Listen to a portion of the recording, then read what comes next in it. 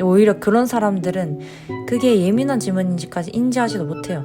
주변 동료 중에 자꾸 일을 하다가 잔다든지 지각하는 사람들도 덜어 있었고, 내가 일을 하지 않으면 돈은 들어오지 않습니다.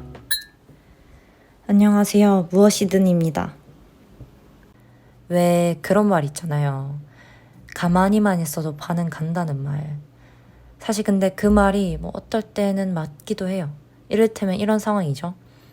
꽤 괜찮게 생긴 사람이 나랑 소개팅을 하는 상황에서 첫 만남인데 호구조사를 들어가는 거예요. 이름이 뭐냐? 이건 당연한 거고, 가족관계가 어떻게 되냐? 직업은 뭐냐? 어디 사냐? 더 나아가가지고 아버지는 무슨 일을 하시냐? 너는 연봉이 어떻게 되냐? 같은 아주 예민한 질문들까지요.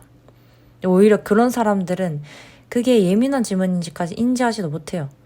되려 당연한 수순인 것처럼 생각하죠. 소개팅이고 서로 알아가는 자리라는 이유만으로 나의 개인정보가 한순간에 드러나는 일이 적지 않죠. 그 사람이 진짜 괜찮은 사람이고 반듯한 사람일 수도 있어요. 근데 하지만 이건 확실합니다. 그 사람은 상대방의 기분은 전혀 고려하지 않는 사람이라는 걸요.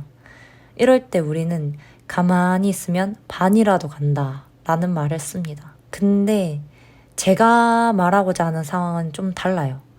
저는 프리랜서로서 살아가는 삶에 대해서 얘기를 좀 드리고 싶은데요. 2달 전에 퇴사를 하고 프리랜서로서 일감을 구하는 상황에서 제가 느낀 게 정말 많아요. 왜 회사에서 일을 할 때는 조금 내가 쉬엄쉬엄 하더라도 대표님 눈에만 띄지 않는다면 좀 묻어가는 경우가 많잖아요. 물론 제가 놀면서 일을 했다는 이야기가 아니고 주변 동료 중에 자꾸 일을 하다가 잔다든지 지각하는 사람들도 덜어 있었고, 근데 제가 하고 싶은 얘기는 그런 게 아니에요. 회사는 팀 단위로 움직이죠. 그래서 내가 자칫 실수를 하더라도 다른 누군가가 그 구멍을 메운다든지, 또는 팀 내에 누군가가 일을 조금 덜 하더라도 또 다른 누군가가 일을 더 함으로써 프로젝트가 어영부영 완성이 된다든지 하는 일이 간혹 있잖아요. 근데 결국 제가 하고 싶은 얘기는, 직장은 또 회사는 모두가 그런 건 아니지만 그저 그런 시간 때움으로 돈을 벌 수도 있다는 걸 얘기하고 싶었어요. 물론 저는 그 시간이 너무 아까워서 회사를 그만두게 되었지만요. 근데 프리랜서는 좀 달라요. 내가 일을 하지 않으면 돈은 들어오지 않습니다. 사실 자리 잡기까지도 굉장히 시간이 많이 걸리는데요. 구직을 하기 위한 세팅도 일주일이나 걸리기도 하고요. 저 같은 경우에는. 그리고 SNS 브랜딩을 하기 위해서 또 시행착오가 정말 많아요. 그리고 하루 반나절을 책상에 앉아 있었는데 밤이 돼가지고 침대에 누우면은 그게 또 일의 연장선이에요. 핸드폰으로 일이 없는지 찾아보거든요. 편안하게 직장 다닐 때와는 달리 위기감이라는 게 생깁니다. 그러니까 이런 부류의 사람들은, 또 저 같은 사람들은 그래도 좋습니다.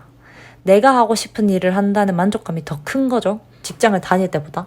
사람은 개개인마다 특성이 다 다르잖아요. 어딘가에 소속되어 소속감을 느끼면서 일을 하는 사람들도 있고, 자기가 하고 싶은 일을 하면서 책임을 다하는 사람이 있는 것처럼 직장에 자부심이 있고 프라이드가 있는 사람은 그것만으로 진짜 너무 대단하고요. 내가 하고 싶은 일이 아니더라도 돈을 벌기 위해서 일을 하는 사람도 저는 그것도 너무 대단하고 좀 그게 당연한 거라 생각해요. 근데 또 저같이 과감하게 일을 그만두고 새 일을 시작하는 사람은 저도 그게 어떤 위기감인지 너무 잘 알고, 안정적이지 않아서 생기는 불안한 상황을 너무 공감하고 또 응원합니다. 또 좋은 위기감 또는 좋은 불안감은 어쨌든 성공으로 가기 위한 조바심이잖아요. 그리고 그 조바심은 나를 움직이게 하는 원동력이고, 너무 자신의 몸이나 마음을 망가뜨리지만 않는다면 저는 무조건 된다, 무조건이다 라고 얘기하고 싶어요. 저도 그 달리기에 동참을 할 거고요. 같이 공감할 거고 옆에서 응원할 겁니다. 저희 이야기 들어주셔서 감사합니다. 다음에 더 좋은 영상으로 찾아오겠습니다.